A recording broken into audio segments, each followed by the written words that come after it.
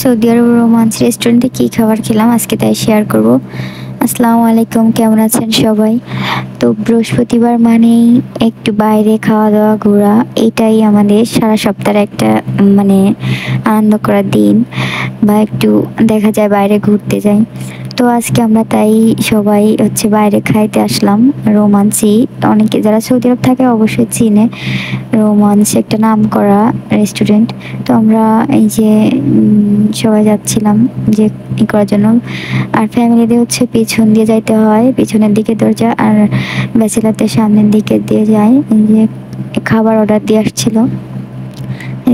বাবু দেখেন কি করতেছে। এখানে ছিল অনেক রকমের খাবার।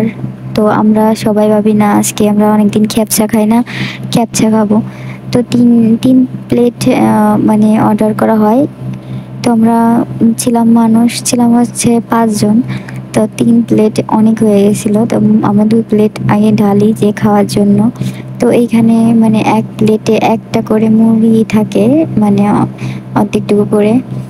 আর বাবুর জন্য খাওয়ার হয়ে গেছিলো যে লুডুস ছিল, বাবু কারণ এগুলো খাইতে পারে না, একটু লুডুস খায়, ও লুডুসই খাচ্ছিল। আর সাথে ছিল সুরবা, তারপর টমেটোর একটা সস বলে সালাদের মতো, কাঁচা টমেটো দিয়ে একটা সালাদ। আর ছিল ম্যালেন্ডা, ময়া তো পানি।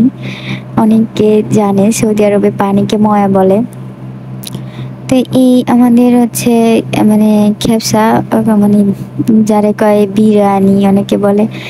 তো এই যে আমাদের খাওয়া শেষ, একটা বাসে গেছিলো, ওটা পার্সেল করে পরে নিয়ে আসা হয়েছে, কারণ বেশি হয়ে গেছিলো, আমরা দুইটাই খেয়ে শেষ করতে পারিনি। আজ এই পর্যন্তই, আল্লাহ হাফেজ, টাটা। সবাই আমাদেরকে সাপোর্ট করবেন এবং দোয়া করবেন।